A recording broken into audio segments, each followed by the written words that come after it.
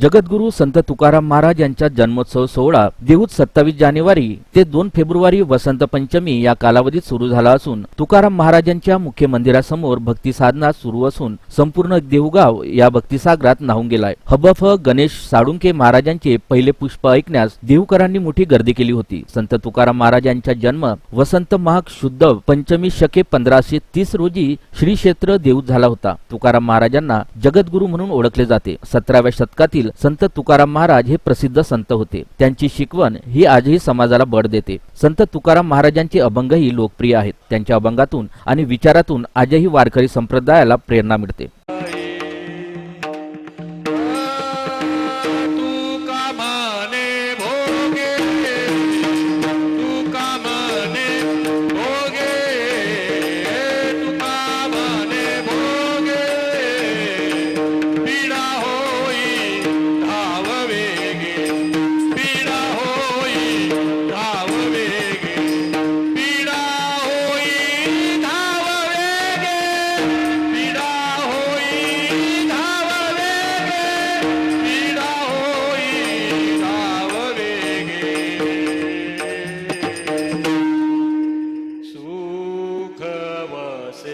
तुझे पाया